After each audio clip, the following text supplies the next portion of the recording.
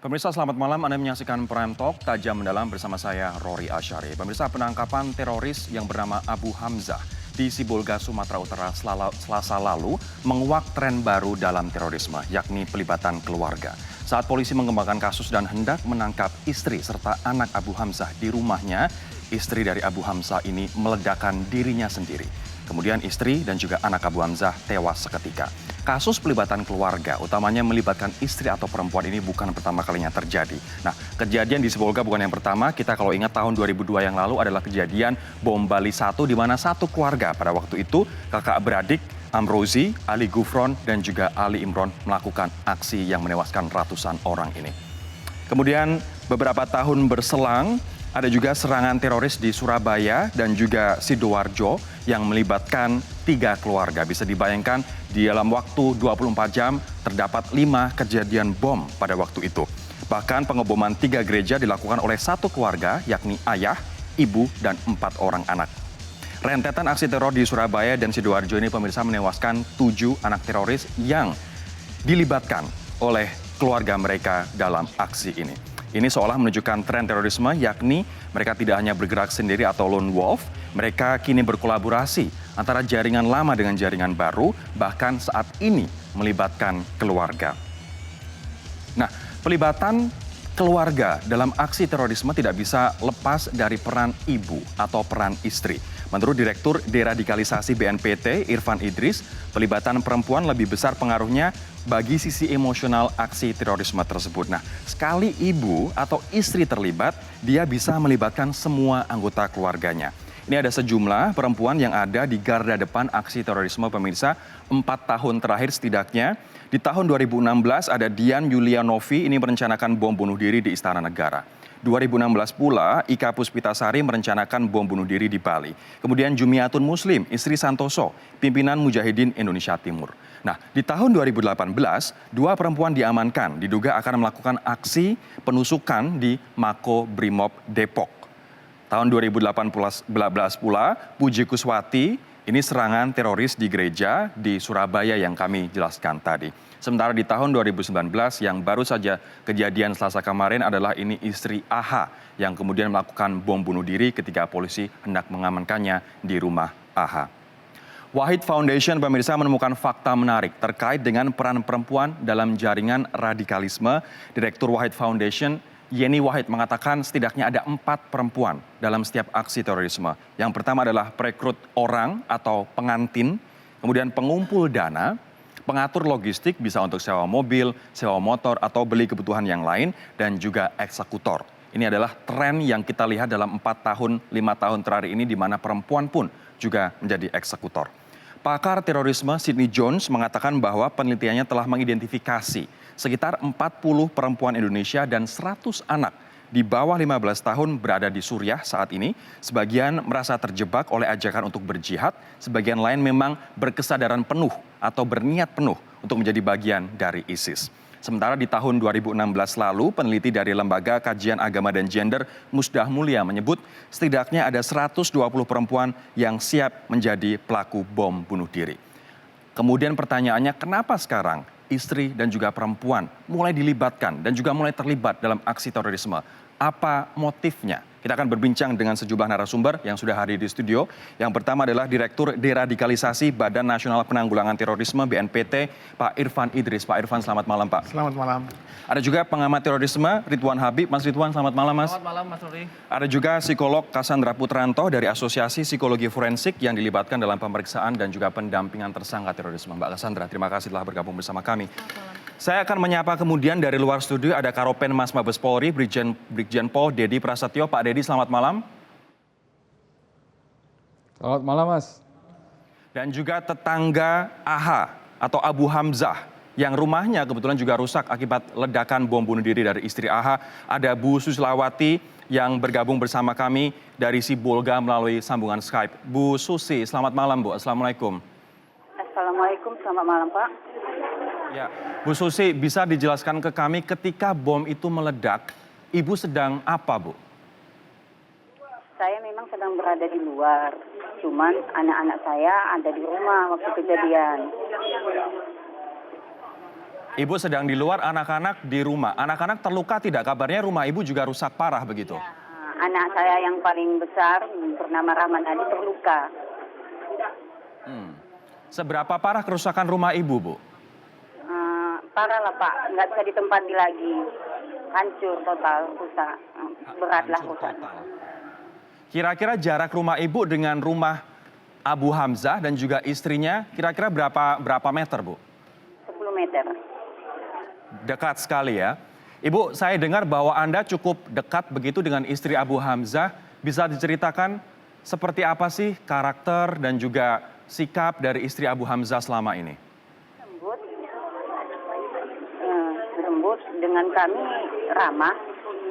Ada sering datang ke rumah. Ibu, bisa dijelaskan Anda sering berinteraksi dalam hal apa? Apakah arisan bersama? Apakah sering memang berkumpul, pengajian? Bukan, dia datang ke rumah karena kan kami jualan makanan anak-anak di depan. Jadi dia setiap hari datang ke rumah untuk membeli jajanan anaknya. Dan di saat dia membeli jajanan itu, dia kadang mau duduk cerita-cerita dengan kami. Soal ceritanya itu ya tentang keluarga, tentang anak dia. Itu aja. Kalau soal-soal yang lain nggak ada, cuma tentang anaknya gitulah. Tidak ada cerita soal aksi terorisme atau paham yang menurut Ibu, wah ini kok radikal sekali? Nggak pernah dia bercerita tentang itu.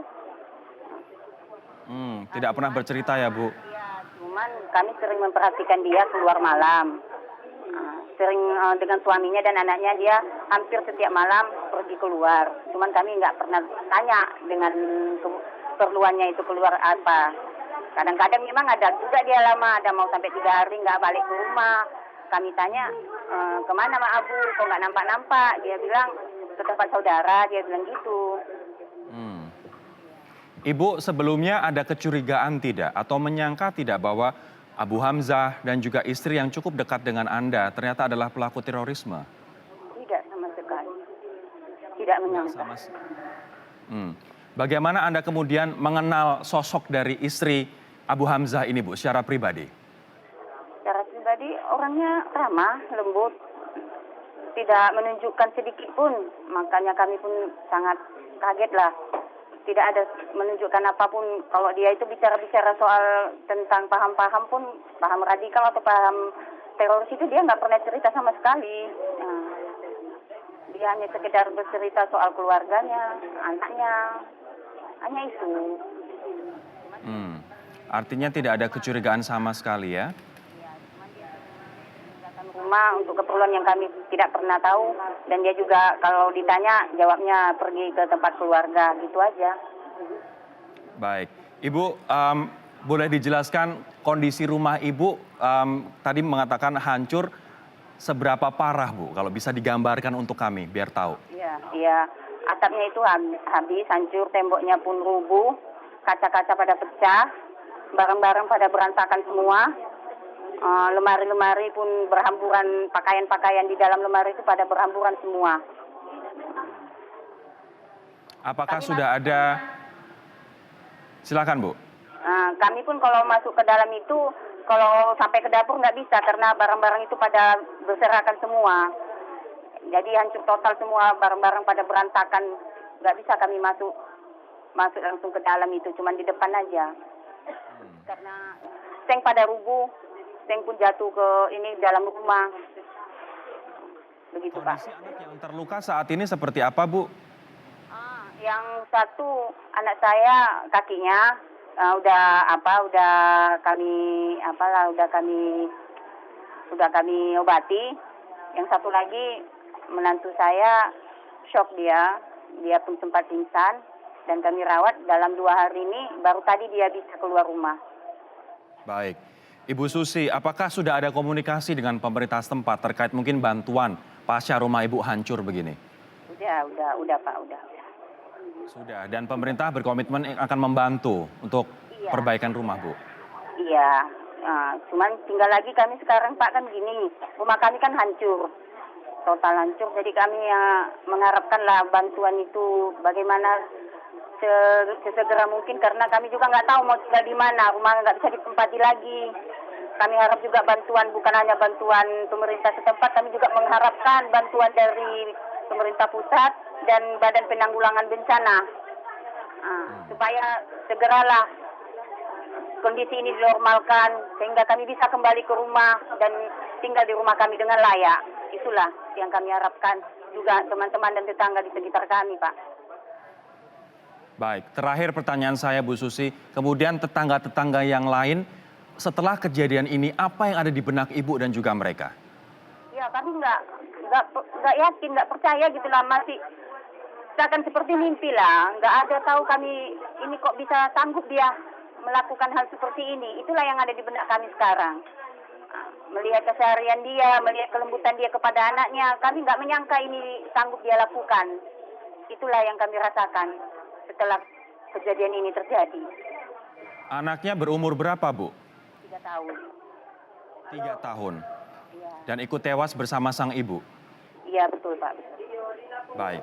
Ibu Susilowati, terima kasih atas pendapat Anda dan juga telah bergabung bersama kami di Prime Talk, Bu. Semoga Anda segera mendapatkan bantuan dan juga bisa segera cope with atau mengatasi duka yang Anda alami dikarenakan luka dari anak dan juga kerusakan rumah. Sekarang saya akan ke Pak Dedi. Pak Dedi, bisa dijelaskan Pak, bagaimana sebenarnya peran dari istri Abu Hamzah dalam jaringan terorisme yang menyelimuti Abu Hamzah ini, Pak? Kalau istri ini justru yang mempengaruhi dari suaminya dulu, si AH dulu.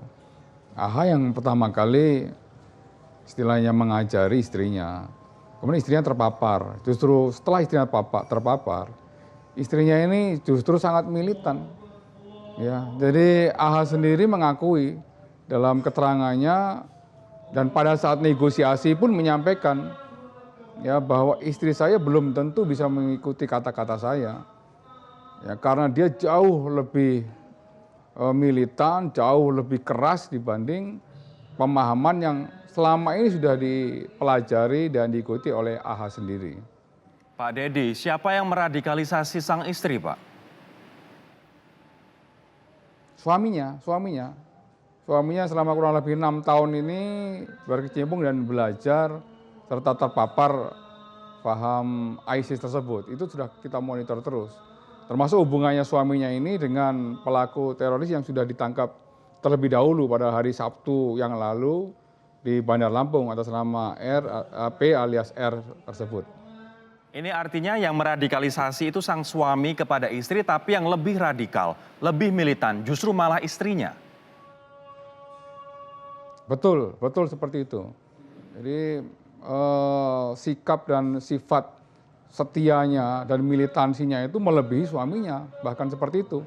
Itu keterangan dari suaminya diberikan kepada penyidik. Oleh karenanya pada saat negosiasi suaminya juga dihadirkan. Ya, suaminya juga diberikan kesempatan untuk bisa membujuk istrinya, tapi istrinya tidak luluh hatinya. Dan semakin keras mungkin. Seperti itu, Mas. Dan ketika sang istri meledakkan diri, ada anak juga yang berusia 3 tahun yang ikut tewas. Nanti saya akan tanyakan apa yang ada di benak AH ini ketika melibatkan sang anak juga dalam aksinya ini. Kami akan kembali sesaat lagi, tetaplah bersama kami.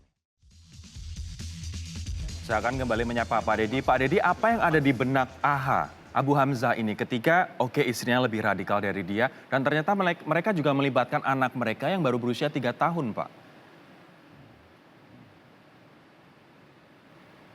Ya itu masih didalami terus oleh Densus, Mas. Oleh penyidik masih didalami terus. Kemudian juga ini ketiga anaknya juga saat ini masih dicari juga. Jadi anak yang pertama, kedua, dan ketiga saat ini masih belum diketemukan. Karena yang diketemukan di TKP hanya, mohon maaf, jenazah atau potongan tubuh dari istrinya dan potongan tubuh dari anak yang paling kecil. Nah ini penyidik atau dalam hal ini Densus masih coba mencari baik ke pihak keluarga maupun ke pihak kerabatnya. Artinya ada 4 anak, anak yang terakhir ikut menjadi korban, begitu 3 anak belum ditemukan saat ini ya? Ya, ini nanti kalau misalnya sudah diketemukan, karena anak yang pertama kan usia 18 tahun, kemudian 16 tahun dan 11 tahun. Nanti akan dimintain keterangan sekaligus bagaimana peran sang ayah, bagaimana peran sang ibu terkait menyangkut masalah ajaran-ajaran yang sengaja diajarkan oleh anak-anak tersebut dalam satu keluarga. Pak Dedi, dalam satu keluarga besar, siapa saja yang terlibat? Kabarnya ditemukan bom sampai dengan 30 kg di rumah mertua dari AH ini, Pak. Ya, tapi yang sudah ditetapkan sebagai tersangka untuk pihak mertuanya hanya sebagai saksi. Ya, beberapa tersangka sudah ditetapkan. Ini masih didalami semuanya. Karena jaringan ini tentunya tidak hanya terhenti di sini saja, Mas. Akan dikembangkan. Kenapa demikian? Karena dari analisa tim di lapangan, tidak mungkin jumlah bom yang segini banyaknya hanya untuk 3 orang pelaku. Cukup banyak bomnya. Dan cukup bervariatif. Ya, bom-bom yang berhasil dirakit oleh saudara AH.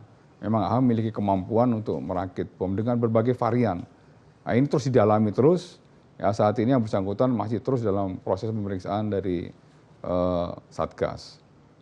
Pak Dedi, dalam penyelidikan dan juga kemudian pengembangan kasus ini begitu, berapa banyak bom yang ditemukan? Entah dari rumah AH, rumah mertuanya, ataupun dari orang lain yang terlibat dalam jaringan ini, Pak?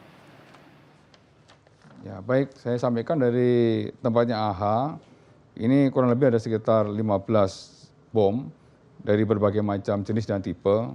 Ada 2 bom pipa, kemudian ada 4 bom casing dari tabung LPG, kemudian ada 100 gram flash powder, juga diketemukan potasium klorat, kemudian ada 2 bom pipa tabung, 1 buah bom pipa elbow, dan 4 buah bom yang ditanam sebagai bom ranjau di sekitar halaman saudara AH. Kemudian dari tersangka ZP atau Ogel juga diketemukan dari tersangka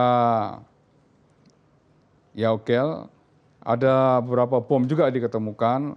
1 bom rompi yang berisi 10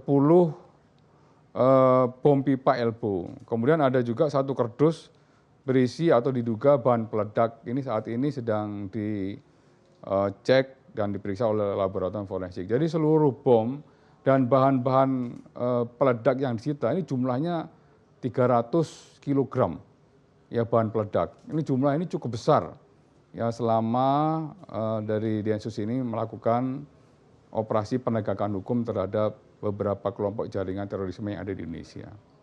Baik, Pak, ini terkait dengan, mohon maaf agak sedikit keluar konteks, apakah ada informasi terkait dengan penggantian bagi beberapa sejumlah kepala keluarga yang menjadi korban dari ledakan ini dan rumah mereka akhirnya hancur? 20 rumah kabarnya sampai hancur, Pak. Ya, kalau jumlah keluarga yang terdampak, ada 23 kakak yang terdampak. Sedangkan untuk rumahnya mungkin lebih dari 20 rumah. Dan mengalami kerusakan yang boleh dikatakan hampir 90%, itu berjarak radius 10 sampai 20 meter dari TKP. Kemudian yang berjarak 100 meter itu semuanya terdampak, mengalami kerusakan hampir sekitar 30-50%. Di 200 meter itu pun masih terdampak, ya terdampak kerusakannya. Dan di TKP sendiri diketemukan untuk lubang dari atau diameter ledakan itu sekitar 5 meter, Mas. 5 meter membuat kaldera dan dalamnya itu 1,5 meter. Ini dapat kami sampaikan. Ini adalah TKP ledakan, kemudian ini seluruh area rumah yang terdampak oleh ledakan tersebut. Artinya cukup dahsyat. Yang di jarak 10 meter ini boleh dikatakan mengalami kerusakan hampir 90%. Seperti tadi yang disampaikan oleh Ibu tadi, ya mengalami kerusakan yang boleh dikatakan total yang tidak bisa digunakan lagi. Sedangkan yang lainnya sebagian besar atap, kemudian kaca-kaca itu mengalami kerusakan yang cukup parah. Ini artinya kalau dampaknya saja sampai 200 meter bisa dibayangkan dahsyatnya ledakan yang ditimbulkan. Jenis yang meledak apa, Pak? Betul sekali, Mas. Jenis yang meledak low eksplosif, tapi karena jumlahnya banyak. Ya si AH sendiri menyampaikan kepada penyidik, Pak, di dalam kamar itu sudah ada bom aktif juga sebanyak 4 biji. Dan switching daripada bom itu yang bawa istri saya. Artinya dari hasil keterangan saudara AH, istrinya pun diberikan pengetahuan sama saudara AH bagaimana untuk mengoperasionalkan ataupun memicu ledakan apabila terjadi sewaktu-waktu upaya penangkapan dilakukan oleh aparat keamanan. Informasi yang kami dapatkan bahwa, mohon maaf pemirsa, potongan tubuh istri dikarenakan ledakan ini yang cukup dahsyat, bahkan ditemukan dengan jarak radius 70 meter dari epicentrum ledakan. Terima kasih Karopenmas Mabes Polri Brigjen Pol Dedi Prasetyo telah bergabung bersama kami. Selamat malam Pak Dedi. Kami akan kembali pemirsa untuk membahas dengan 3 narasumber saya kenapa kemudian perempuan saat ini terlibat dalam terorisme dan bahkan menjadi pelaku terorisme atau eksekutor. Dan apa motif di balik itu? Kami akan membahasnya sesaat lagi. Saya sekarang akan ke Direktur Deradikalisasi dari BNPT, Pak Irfan Idris. Pak Irfan, bisa dijelaskan kepada kami, ini kasus Sibolga, kemudian Surabaya melibatkan 3 keluarga, istri dan juga anak ikut terlibat. Kenapa kemudian sekarang keluarga dilibatkan dalam aksi terorisme, Pak? Terima kasih. Pertama, kita harus lihat secara holistik, menyorot dari keseluruhan kasus yang ada. Jauh sebelumnya ada kasus Joko Wiwowo dan pejabat eselon 4 keuangan di Kementerian Keuangan yang ditemukan itu ikut semua istrinya, ikut semua anaknya dan istrinya. Nah, secara filosofis sebenarnya prinsip yang dikatakan bahwasanya ibu itu adalah guru pertama. Jadi di sini perannya seorang guru yang bisa melibatkan segenap anak-anak dan suaminya. Bahkan lebih powerful. Lebih perannya powerful, daripada lebih sang suami. kuat tarikan magnet dari emotional touch seorang perempuan. Kalau laki-laki terlibat, bisa anak dan istri tidak. Tetapi kalau istri yang terlibat, seperti di Surabaya, di Sibolga, di Jakarta tempo hari, kemudian di Batam, itu karena ingin mengajak, jangan setengah-setengah, jangan tanggung. Ingin menuju sorga, jangan terpisah. Apakah ini yang kemudian ajaran mereka seperti itu, mau masuk sorga, harus satu keluarga, jangan tanggung, jangan tinggalkan. Dia khawatir, kenapa dia ajak anak-anaknya? Karena dia khawatir jangan-jangan anaknya ini nanti rusak akidahnya, hidup di negara kafir, lebih baik sekalian berangkat. Kalau kita menggunakan mindset mereka, kita tidak perlu heran. Kalau mindset kita gunakan, kok setega itu dia ajak anak kecil, 2 putra, 2 putri, seperti di Surabaya. Dan untung ada tiga keluarga lagi, yang 7 orang anaknya kita bina sekarang di Kementerian Sosial. Dan ini prinsip dari al-ummu wadrasatul ula, ibu adalah guru pertama, disitulah dia perkuat sejak lahir. Bahkan belum lahir, seorang narapidana teroris wanita di Lapas Palu, kemudian ada di Lapas Malang, itu anaknya baru 2 tahun dikasih nama Mukotil. Mukotil itu namanya pembunuh. Jadi lebih radikal lagi daripada Sibolga, lebih radikal lagi dari Sidita, karena masih bayi sudah diajari radikal. Mas Ridwan, apakah ini kemudian menjadi alasan kenapa istri kemudian lebih cenderung diradikalisasi oleh pihak-pihak teroris ini, karena dengan otomatis akan mengajak anak-anaknya yang lain? Jadi begini Mas Rory, permasalahan di pemberantasan terorisme di Indonesia ini, salah satunya adalah kita sampai hari ini terlalu berfokus pada para tersangka laki-laki. Tentu saja karena Pak Irfan dan teman-teman BNPT harus menangkap orang dengan bukti-bukti yang cukup. Dan bukti yang cukup itu ada di laki-lakinya. Sehingga kemudian yang ditangkap dimasukkan ke penjara, di proses hukum adalah laki-lakinya. Tapi jangan lupa, mereka yang ditinggal masuk penjara, istri-istri yang ditinggal masuk penjara itu, mereka masih mempunyai ideologi yang sama. Ideologi kekerasannya itu sama. Ideologi bahwa kita hidup di negara yang wajib diperangi, kita hidup dalam Pancasila yang itu tauhid, itu ada. Itu ada. Dan kalau saya khawatir, kalau ini tidak segera kita mitigasi, kejadian Surabaya, kemudian kejadian Sibolga, ini akan menjadi trigger bagi para akhwat ini, bagi para ummahat ini, yang selama ini mereka terus melakukan komunikasi. Tapi sekarang seperti jaringan-jaringan begitu, yang mungkin sebagian terafiliasi dengan ISIS di Suriah. Apakah kemudian mereka dalam tanda kutip kemudian memperbolehkan atau justru malah mengencourage perempuan dan juga anak-anak untuk bergabung, Mas? Iya, ini tradisi lama sekali. Prof. Irfan mungkin nanti bisa menjelaskan. Di Palestina mereka melakukan serangan juga dengan wanita. Di Suriah juga dengan wanita. Bagi mereka sama saja, mujahidin dan mujahidah sama saja. ini menjadi tidak memandang bias gender gitu. Oke. Hanya permasalahan di Indonesia ini level tactical koordinasi. Oke. Nah, yang sangat mengkhawatirkan adalah ketika Mei 2018 terjadi Surabaya, sekarang terjadi Sibolga. Jangan lupa, akhwat atau ummahat ini tidak beroperasi sendirian. Mereka ini punya kelompok, mereka Oke. ini jamaah. Oke. Mereka ini pasti berkomunikasi satu sama lain. Jadi harus segera, saat ini Mas Roni, harus segera dicari nih. Teman-teman pengajiannya, istrinya AHA ini siapa saja. Teman-teman kelompok jamaahnya di Karena Medan bukan tidak siapa mungkin, saja. justru lebih bukan tidak radikal. mungkin, mereka juga mempersiapkan sesuatu. Saya akan ke Mbak Cassandra sekarang. Mbak Cassandra mendampingi tersangka dan juga pelaku dari terorisme, kemudian memberikan juga bantuan psikologis sejak tahun 2002. Jadi akhirnya sejak tahun setelah bom Bali 1 ya Mbak. Sebenarnya apa yang ada di benak ibu-ibu atau istri-istri yang kemudian terlibat dalam aksi terorisme ini Mbak? Sebenarnya kejadian ini atau perilaku ini tidak muncul begitu saja. Jadi ada akar yang cukup panjang dan melibatkan beberapa kelompok ya. Dan ternyata dari beberapa kelompok yang kemudian pecah lalu kemudian muncul yang satu berganti nama, berganti jubah kalau istilahnya Profesor Irfan. Ada nilai-nilai yang bergeser dan berubah.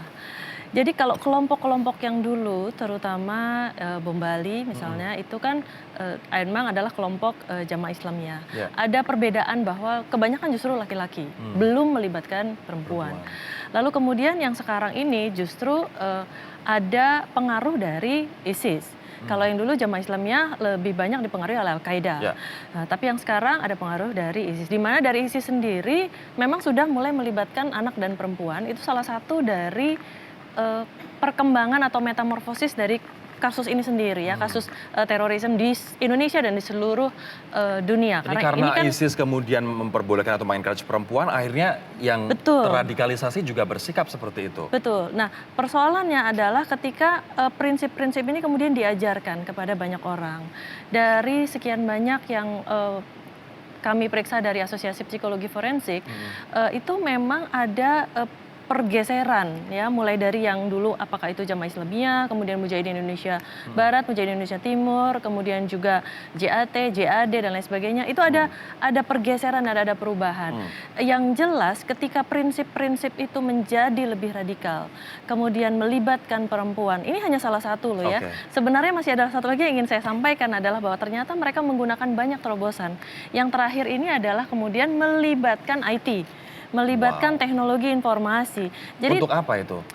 Berkomunikasi, tadi Mas Rory, menyebarkan betul, paham? Mas Rory tadi juga hanya terpaku bahwa ini soal kajian, pengajian dan lain sebagainya. Sekarang akhirnya tidak hanya pengajian dan kajian saja, tetapi ada yang dalam kelompok grup media sosial, apakah itu Telegram, Facebook. apakah itu Facebook, apakah itu YouTube. Oke. Jadi semua itu dimanfaatkan, mereka menggunakan berbagai macam terobosan-terobosan dengan tujuan yang semakin lama semakin Apakah tadi semakin sophisticated begitu Iya. ya? Apakah tadi yang dikatakan oleh Pak Irfan bahwa ibu memiliki emotional binding yang lebih kuat sehingga mereka tidak ingin anak-anaknya hidup dalam negara kafir sehingga mereka akhirnya mengajak anak-anaknya untuk melakukan aksi yang sama? Itu yang tadi saya sebutkan, ada transformasi atau ada metamorfosis dari ajaran-ajaran yang diberikan. Kalau yang dulu-dulu mungkin tidak melibatkan perempuan dan anak, tapi sekarang akhirnya mulai melibatkan. Oke. Jadi ketika itu dibuka, keran itu, akses itu buka, lalu kemudian perempuan menjadi lebih berperan. Mungkin tadi juga saya dengar Mas Rory sempat menyebutkan dari Wahid Institute menyebutkan ada sebagai logistik, Ya. sebagai penyedia akses dan lain sebagainya, pengumpul dana, sebagai pengantin dan lain sebagainya. Itu memang adalah peran yang akhirnya memang ketika terbuka, nah kemudian tokoh-tokoh perempuan ini kemudian menjadi berperan, terutama ibu, Oke. karena ibu adalah tokoh yang paling berperan untuk mengajarkan dan merekatkan Baik. dalam keluarga. Nanti saya akan tanyakan bahwa di tahun 2016 lalu peneliti dari Lembaga Kajian Agama dan Gender Musdah Mulia menyebut setidaknya ada 120 perempuan yang siap menjadi pelaku bom bunuh diri. Bagaimana antisipasi dari negara terkait dengan hal ini? Kita akan tanyakan sesaat lagi, tetaplah bersama. Di tahun 2016, peneliti Musdah Mulia menyebut setidaknya ada 120 perempuan yang siap menjadi pelaku bom bunuh diri. Betul itu, Pak? Banyak peneliti yang mengeluarkan dan merilis angka-angka tentu kita harus melihat dulu instrumen yang digunakan. Bisa lebih, bisa kurang kalau kita lakukan lagi penelitian. Kalau Yang dengan tren perlu- sekarang yang sosial media, internet begitu Yang perlu mudah, begitu kencangnya sosial media bisa lebih berlipat lagi. Yang perlu kita lakukan bagaimana agar kita bisa meningkatkan kewaspadaan. Olehnya itu Bapak Kepala BNPT Komisaris Jenderal Polisi Soehardi Alyus menggagas program sinergitas. Nah, Undang-Undang 5 2018 yang memiliki banyak kelebihan dan terlengkap menurut Komisi 3 terlengkap di dunia dan banyak karena ada di situ soft approach, ada hard approach, paling tidak ada 3 bab diantaranya itu yang bersentuhan langsung dengan BNPT, yaitu yang sebelumnya tidak ada pemulihan dan perlindungan korban bab 6, bab 7 ada pencegahan itu ada 3 macam, kesiapsiagaan, kontraradikalisasi dan deradikalisasi. Kesiapsiagaan ini menyasar segenap aparat keamanan, aparat penegak hukum, masyarakat. Kontraradikalisasi mencegah sebelum deradikalisasi, mencegah agar jangan lagi setelah di penjara. Kemudian yang ketiga adalah penguatan kelembagaan BNPT. fokus dari BNPT saat ini kita juga tahu bahwa ada deportan dari Siap. Suriah begitu yang Betul. merupakan istri dan juga anak-anaknya. Belum lagi mereka yang terpengaruh melalui seperti Mbak Cassandra bilang, pengajian online ataupun misalnya bayat online begitu. Bagaimana fokus BNPT saat ini untuk ini ibarat very complicated task, apa yang kemudian menjadi prioritas? Kita fokus karena kita bukan badan negara yang menindak. Ada aparat penegak hukum.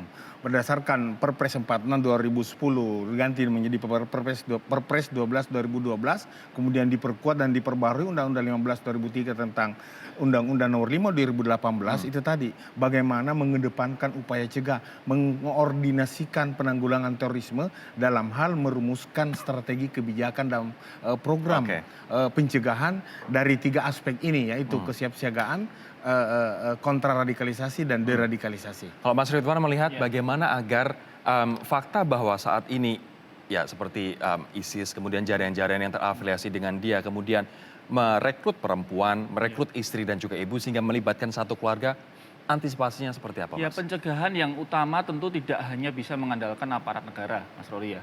Karena ini problem bersama masyarakat. Tentu tidak bisa misalnya di depan hanya polisi saja, ada hanya BNPT saja. Yang kita cukup kritik adalah sekarang ini agak kurang nih wacana Islam damai, wacana Islam humanis yang dikeluarkan oleh ormas-ormas besar Islam. Ada, cuma jumlahnya itu sangat timpang dengan wacana-wacana buku-buku dari kelompok-kelompok radikalis ekstrim. Ini artinya kelompok Islam moderat yang mainstream pun juga harus melakukan lebih dari yang mereka Betul, lakukan terutama sekarang. para aktivis muslimah ya. Karena kalau mendekati ibu-ibu ummahat seperti ini, pendekatannya harus pendekatan Sama-sama muslimah. sama-sama muslimah, sama-sama melakukan pendekatan yang berbasis tafsir Al-Quran. Supaya kemudian bisa kemudian melakukan perbaikan begitu. Mungkin Sehingga tidak, ini mereka yang butuh sudah banget. radikalisasi, kemudian sudah melibatkan anak dan juga suaminya, kemudian kita deradikalisasi dengan pendekatan muslimat itu. Ada contoh success story, Mas? Sangat mungkin, sangat mungkin. Jadi di Semarang misalnya keluarga Yusuf Adarima itu didekati oleh teman-teman dari Yayasan Prasasti Perdamaian, lalu kemudian istrinya juga melakukan pendekatan one-on-one approach terhadap kalangannya. Ya, mereka berkomunikasi dengan media sosial, tetapi kan mereka berinteraksi juga face to face. Dan perubahan itulah yang muncul dari interaksi harian.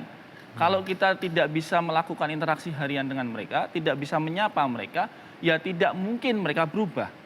Nah, siapa yang paling mungkin masuk? Tadi ormas-ormas besar Islam, PP Muslimat NU, teman-teman dari Nahdlatul Aisyah, ibu-ibu Aisyah, sehingga secara simat, secara penampakan, secara penampilan itu mudah untuk masuk. Apakah ini harus dikoordinasi oleh misalnya BNPT atau pemerintah pusat untuk memberdayakan ibu-ibu Aisyah, kemudian Muslimat NU? Setahu saya Prof. Irfan punya programnya. Tentu akan lebih baik ketika kemudian ada program otonom dari masing-masing ormas besar itu. Yang kita lihat di Sibolga ini, saya belum membaca di media sosial maupun media online kutukan atau kecaman dari, minta maaf, ormas-ormas besar Islam di sana. Belum ada misalnya NU Sumatera Utara mengutuk ini, Muhammadiyah Sumatera Utara mengutuk ini, lalu Muslimah karena itu pesan penting ya, Mas? Iya, Aisyah berperan ke lokasi itu, memberikan bantuan, itu yang kita tunggu. Baik. Jangan kemudian yang muncul ke sana brimob kekar-kekar. Ya, ya. Ini yang kemudian menimbulkan resistensi masyarakat. Baik, soft approach itu yang tadi dimaksud oleh Betul. BNPT. Saya nanti akan ke Mbak Cassandra, tapi kita akan jeda terlebih dahulu. Saya akan tanyakan Mbak, kemudian selama pengalaman Anda sepanjang ini, apa yang sebenarnya ada di benak para ibu dan istri itu, dan apa yang Anda lakukan untuk ibaratnya mengembalikan mereka ke jalan yang benar. Kami akan kembali sesaat lagi. Mbak Cassandra dari 2002 mendampingi dan juga memberikan counsel kepada para tersangka maupun terduga teroris. Apa yang sebenarnya ada di benak ibu-ibu atau perempuan yang terlibat dalam terorisme dan apa yang Anda lakukan? Selama ini kami dari Asosiasi Psikologi Forensik dilibatkan untuk melakukan pemeriksaan psikologis terhadap para pelaku yang nanti dipersiapkan dalam menjalani proses pengadilan. Dan memang hakim itu sangat membutuhkan hasil dari pemeriksaan psikologis ini untuk mengetahui alasan, motif, dan bagaimana mereka mulai terpapar. Dari sekian banyak, mungkin sekitar 275 yang sudah kami periksa selama ini, umumnya memang ternyata sesuai dengan teori-teori para tokoh-tokoh atau pakar terorisme baik di Indonesia maupun di dunia, termasuk Profesor Irfan. Itu sesuai gitu teorinya ya. Salah satunya misalnya ternyata ada terkaitan yang cukup tinggi antara pendidikan dan ekonomi. Ya, jadi bukan serta-merta ketika pendidikan rendah, ekonomi rendah lalu mereka terpapar, tetapi ketika punya masalah pendidikan rendah dan ekonomi rendah, kemungkinan mereka untuk terpapar menjadi lebih besar karena ada kebutuhan dari pendidikan rendah itu, ketidakmampuan mereka mencerna, lalu kemudian mudah sekali untuk dipengaruhi, lalu kemudian mencari penghasilan yang juga terkait dengan kelompok. Kemudian yang kedua, ini Profesor Harun Ulah yang memberikan tanggapan ya. Ada alasan bahwa orang itu mengejar sudah punya pendidikan dan punya ekonomi pun ternyata mereka masih terlibat karena mereka mengejar keteraturan dan makna. Jadi dalam hidup ketika mereka tumbuh tanpa makna, nah biasanya orang-orang yang seperti ini kalau dilihat dari figur, ternyata dalam keluarga itu terjadi psikodinamika mereka kehilangan figur ayah atau figur ibu yang tidak berperan. Lalu kemudian akhirnya mereka menjadi tidak punya arah itu tadi, mencari makna. Nah mereka menemukan makna dari kelompok-kelompok ini. Kelompok ini menyediakan makna. Jadi apabila mereka bergabung, mereka menjadi lebih bermakna dan lebih berharga. Apakah tadi seperti yang Pak Irfan sampaikan bahwa ibu-ibu ini, istri ini kemudian mengajak anaknya untuk tujuan surga? Nah, itu yang sudah terjadi metamorfosis yang terakhir ini. Kalau yang dulu-dulu tidak.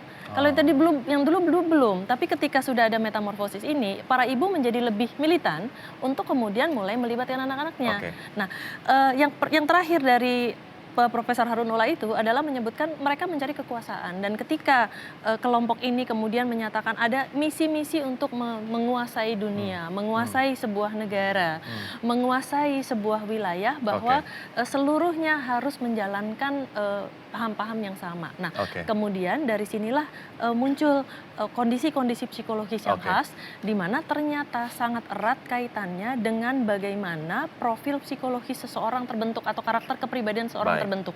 Ketika mereka mulai dari tumbuh, lahir, menjadi besar, dan kemudian mencerna mulai dari kajian pengajian atau IT ataupun mungkin pertemanan, bahkan pernikahan, ternyata itulah yang membuat mereka menjadi lebih radikal dan ekstrem. Pak Irfan, closing statement. Kemudian seperti apa roadmap agar terorisme, jaringan-jaringan terorisme ini tidak semakin kuat, dan juga ibu-ibu yang berpotensi untuk lebih menjadi radikal daripada sang suami tidak semakin banyak jumlahnya? Undang-Undang Nomor 5 2018 telah melahirkan peraturan pemerintah yang kemudian menetapkan peraturan kepala BNPT untuk mengajak segenap lapisan masyarakat dalam melakukan kontraradikalisasi dan deradikalisasi. Seberapa praktikal itu? Jangan-jangan hanya di awang-awang nih Pak? Tidak, melibatkan. Ini sekarang di BNPT kami membentuk kelompok kerja yang melibatkan kementerian dan lembaga yang nanti melibatkan siapa yang tinggal di wilayah yang rentan terpapar paham radikal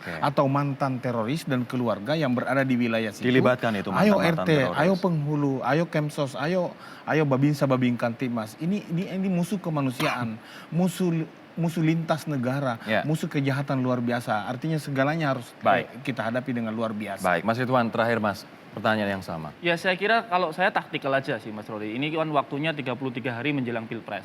Yang paling Ada kaitannya artinya kejadian Ya Sibolga kemarin tentu dengan Pilpres ada menurut ataupun Anda? tidak.